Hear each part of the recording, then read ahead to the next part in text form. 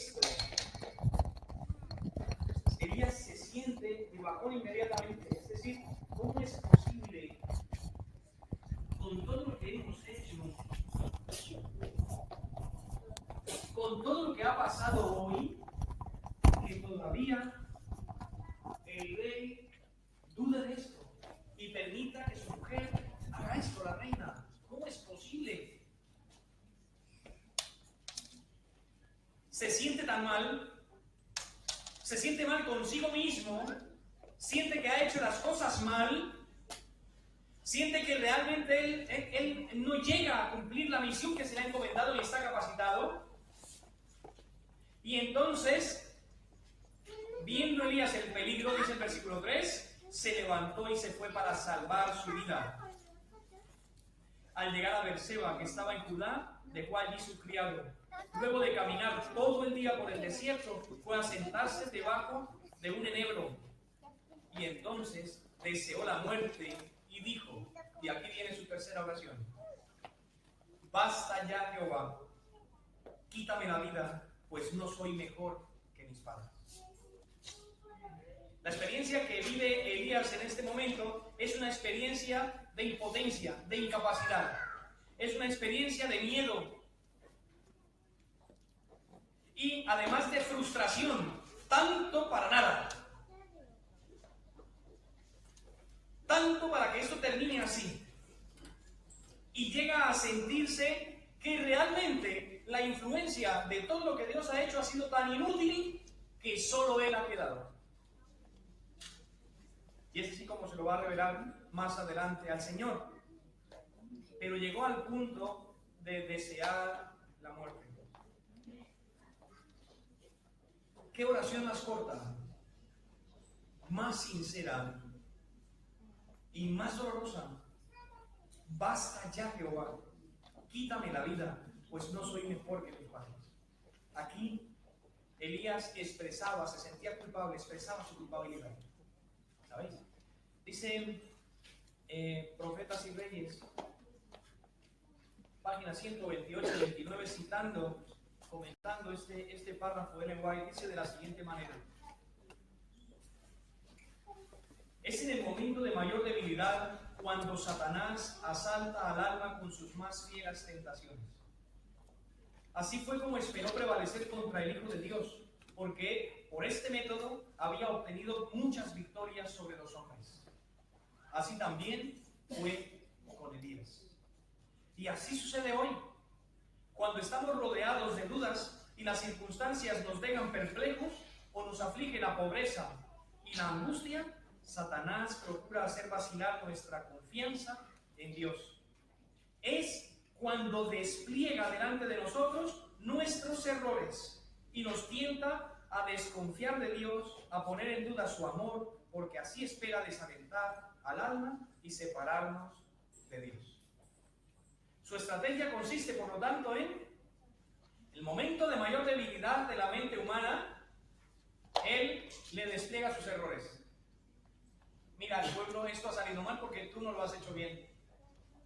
Tu mensaje no ha tenido la fuerza que debía tener. No has orado como debías. No has estado a la altura. Tú eres culpable por tu propio pecado de que hoy el pueblo no se haya convertido a través del poder manifestado por Dios en el Carmelo. Empieza a llenarse de dudas de él, de su misión, al ver el aparente resultado del mal, y entonces dice Dios: yo no soy mejor que mis padres. Realmente acabemos con esto mejor, Señor, quítame la vida. ¿Qué había faltado aquí? En la primera oración vemos fidelidad de Dios y manifestación inmediata del poder de Dios. En la segunda oración vemos fidelidad de Dios y manifestación también del poder de Dios. No de manera inmediata en la primera oración, pero sí respuesta de Dios en el tiempo a esa segunda oración. Dios se manifestó con poder y se vio el efecto de su poder en la misma tierra. En la tercera oración, ¿qué pasaba? ¿No estaba Dios? ¿Dónde estaba Dios en esta situación del profeta Elías? Hay momentos en la experiencia de la vida cristiana en la que nos venimos abajo por diversas circunstancias.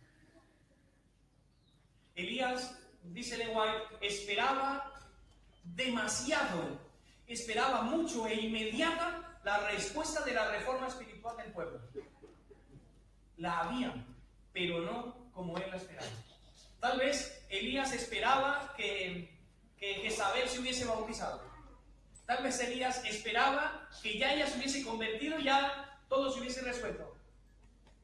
Tal vez esperaba que el rey hubiese tomado su lugar como rey y hubiese hecho valer la religión de Dios en la nación. Pero dice Ellen que Elías esperó demasiado de Dios y cuando vio que el resultado no acompañaba desde su perspectiva, se vino abajo. Y esto nos puede pasar muchas veces a nosotros. Llevamos a veces tanto tiempo batallando contra circunstancias, ¿verdad? Tanto tiempo contra lo que quiera que sea, en la experiencia que cada uno puede tener. Y llega el momento en que has orado, y has orado, y has orado, y has orado, y como que parece que el resultado no acompaña. Que llega el momento en que el desánimo o el desaliento llega a tu mente. Y cuando llega a tu mente no viene solo. Como hemos leído, Satanás está esperando la oportunidad de ese desaliento para desplegar delante de ti todos tus errores. Dios a ti no te oye por esto. Tú estás en esta situación por tu propia culpa. Todo esto que te está ocurriendo es fruto de lo que has hecho. Porque recuerda lo que la Biblia dice. Se cosecha lo que se siembra. Y entonces te empieza a venir en la mente. Y cuando ves que el resultado, por ejemplo, son en tus hijos, tú dices, porque no he sabido hacerlo. He sido tan mal padre. He sido tan mala madre. No he gestionado mi vida, mi hogar como debía. Y empiezas a culparte, a culparte, a culparte. Y en la estrategia dice lo que hemos leído de Satanás, de tal manera que te sientes tan culpable que terminas huyendo, corriendo. No solo de ti, no solo del riesgo que encuentras alrededor, sino de Dios. Esto le ha ocurrido a Elías. Y esto nos puede ocurrir, como leímos en el texto de Patriarcas y Profetas, a cualquiera de nosotros. Cuando parece que nos cansamos de luchar y no vemos respuesta a la oración. Cuando nos encontramos en el Monte Carmelo y vemos la respuesta maravillosa y poderosa de Dios, nos sentimos exultantes, triunfadores, victoriosos en Cristo. Pero muchas veces cuando nos toca estar también en el Carmelo, pero esperar 7 tiempos a que Dios responda, muchos de nosotros no llegamos al 7º tiempo, porque nos cansamos antes. Pero tal vez otros, aún habiendo obtenido respuesta de Dios en el tiempo, como Elías, cuando pensamos que el resultado no es lo que debería ser, entonces el desaliento nos acompaña. Viene el momento de bajón, viene el momento de tristeza, viene el momento de desánimo. Y tanto para esto. Es como, tanto para esto, Señor. ¿Cuánto tiempo llevas orando por tus hijos? ¿Ha respondido el Señor? ¿Sientes que ha habido respuesta? ¿O sigues esperando? ¿Cuánto tiempo has orado por tu salud? ¿Cuánto tiempo has orado por tu familia? Por cualquier tipo de conflicto que hay dentro. Cuando a veces no vemos el resultado como quisiéramos, tomamos las medidas necesarias, como nosotros las entendemos, que no siempre tienen que ver con la voluntad de Dios. Elías huyó, y huyó a una tremenda soledad. A una soledad no solamente del pueblo, de estar entre la gente, no, a una soledad de sentirse aún que Dios le había abandonado. La descripción que se hace de él en este párrafo es que llegó a perder su fe, hermano. Elías dudó.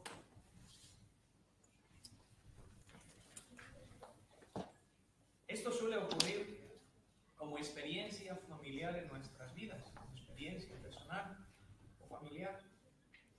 Cuando el desánimo acompaña, Satanás toca a la puerta y empieza la culpabilización mutua, o la propia o la mutua. Estamos así por tus decisiones. Si tú no hubieses hecho esto, no estaríamos donde estamos. ¿Te das cuenta? Te lo había perdido. Hay una experiencia que os voy a invitar a leer en casa a manera de sobremesa o cualquier día de esta semana, de un capítulo del libro de Joyas de los Testimonios, el tomo 1, que el capítulo se titula La religión en la familia. La religión en la familia.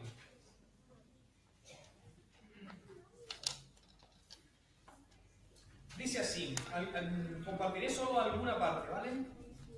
Dice así, leedlo en clave general. Aquí se va a referir en este espacio a la mujer, pero leedlo en clave de hombre y mujer, por favor, ¿bien? Porque esto se aplica en más partes del capítulo a todos, pero solo lo voy a tomar en este aspecto. Las enfermedades y las dolencias afectan especialmente a las mujeres. La felicidad de la familia depende en gran manera de la esposa y madre. Si ella es débil y nerviosa y se le permite cargarse de trabajo, su mente se oprime, porque ésta siente la influencia del cansancio físico y además de eso la esposa encuentra demasiado a menudo una reserva de parte de su cónyuge. Si no marcha todo tan agradablemente como él quisiera, culpa a la esposa y madre.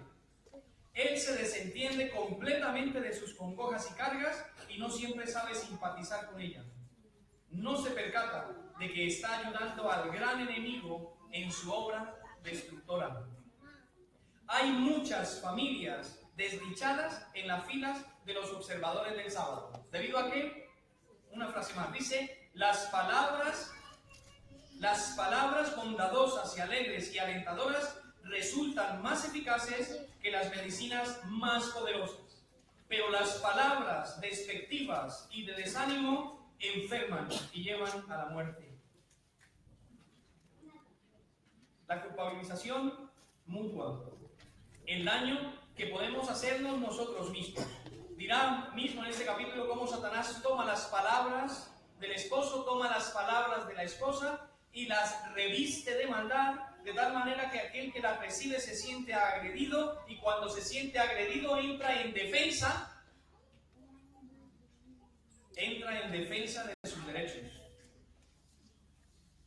El enemigo tratará de luchar para quitar la vida de los creyentes, destruir la paz del hogar, pero su poder será limitado por el poder del Espíritu de Dios.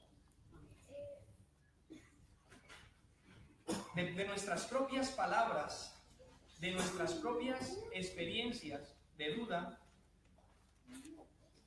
nosotros descendemos rápidamente de la poderosa fe al desánimo y a la duda. ¿Dónde estaba Dios cuando Elías hizo la oración de basta ya, quítame la vida porque no soy mejor que mis padres? Estaba ahí, dice el versículo 5 del capítulo 19. Dice, mientras estaba echado en el enebro, se quedó dormido. Pero un ángel le tocó y le dijo, levántate y come. Es decir, estaba el poder de Dios vigente en ese momento. Acompañaba al ángel de Jehová en ese momento. Estaba el poder de Dios en su máxima expresión ahí en ese momento. Entonces, ¿qué había faltado aquí? La fe de Elías. Muchos corremos, queridos hermanos, corremos porque dudamos de que Dios pueda resolver nuestras circunstancias, o porque nos sentimos defraudados de pensar que ya no hay solución ni manera de resolver mi vida. Quedándonos solos. Sin embargo, Dios es tan fiel que no nos abandona. Allí se encontraba el ángel del Señor. Le dijo, levántate y come. ¿Sabéis? Hay muchos problemas de nuestra vida que se resuelven solamente comiendo y durmiendo, descansando. Dios le dejó descansar a Elías, le dejó dormir, le dio comida, le proveyó agua y pan para que comiese. Allí estaba el ángel del Señor, el mismo que le había acompañado en el Carmelo las 2 veces anteriores, estaba con él ahí debajo del enebro, esperándole para que se levantara. El mismo poder de Dios manifestado en el Carmelo, era el mismo poder de Dios manifestado en el pan y en el agua. El mismo poder de Dios manifestado en darle el descanso que necesitaba el profeta Elías. Y le dice luego, cuando ya llega la hora, levántate y come, porque largo camino te resta. Ahí comió, aún no hemos terminado la hora. Levántate y come, porque tenemos que continuar. El poder de Dios, como vemos, no ha fallado. Aquí ha sido el desánimo natural que surge cuando las personas que estamos decididamente haciendo una misión en cualquier área, tú en la educación de tus hijos, viendo de tu hogar, trabajando por la iglesia, trabajando por el Señor, de repente ves que horas y horas y horas y no parece que el resultado acompañe, viene el desánimo de repente, las dudas invaden, Satanás utiliza las dudas para desanimarnos y nos trata de hundir y separar de Dios y nuestra fe falla. El abatimiento, dice Patriarcas y Profetas, puede hacer vacilar la fe más heroica, debilitar la voluntad más firme. Mirad esto, ¿habéis oído o no? El abatimiento puede hacer vacilar la fe más heroica y debilitar la voluntad más firme. Satanás y el mal y nuestra propia mente nos pueden jugar a veces unas circunstancias que nos hunden en nuestra experiencia cristiana. Mirad qué frase más preciosa. Pero Dios comprende y sigue manifestando compasión y amor.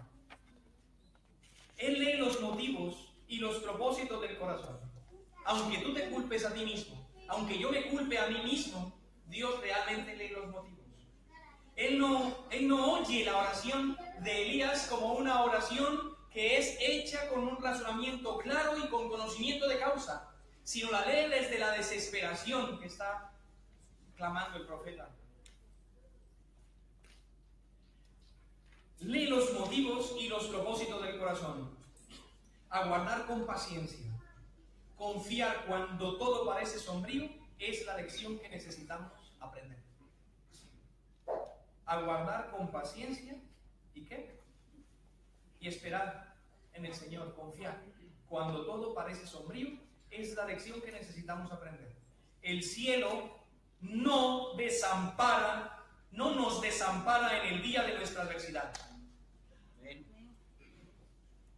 El cielo no nos desampara en el día de nuestra adversidad. El cielo no nos desampara en el día del conflicto. No hay nada, mirad qué preciosidad de joya. Para mí esto es una joya, esta frase que sí. No hay nada que parezca más impotente que el alma que siente su insignificancia y confía plenamente en Dios. No hay nada que parezca más impotente que el alma que se siente insignificante, pero que confía en Dios. Pero en realidad no hay nada que sea más invencible. ¿Sabéis que aun a pesar de la culpabilización y del desánimo que nos pueda acompañar, Dios es fiel? Y en medio del sufrimiento, de la angustia y del dolor que podemos pasar en esas diversas circunstancias y dificultades de nuestra vida, el poder de Dios sigue estando de nuestra parte. Por eso, aunque nuestro corazón nos acuse, mayor que nuestro corazón es Dios. Cuando Satanás venga a nuestra mente, cuando Satanás llegue para hacernos dudar de Dios, nosotros solo debemos expresar una frase de confianza. Yo he decidido creer en Dios. Como dice Camino a Cristo, yo soy del Señor y le pertenezco. Y voy a esperar en Él, pase lo que pase. Que como Job pudiéramos decir en esos momentos de dificultad y de adversidad y bajón, pudiéramos decir, aunque Él me mate, en Él confiaré. Yo sé que mi Redentor vive. Y aun a pesar de la adversidad, aun a pesar de la dificultad, aun a pesar del conflicto que esté pasando, cualquiera que sea, yo sé que mi Redentor vive.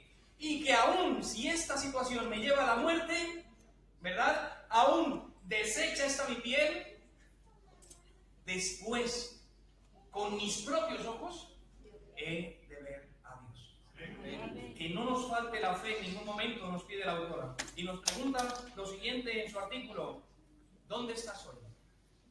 ¿Te sientes en el Monte Carmelo en la primera oración? Amén. Estos son buenos momentos, porque son de una fe exultante, poderosa, que nos da fuerza para comernos el mundo. Estamos en la segunda oración donde oramos y parece que no hay respuesta.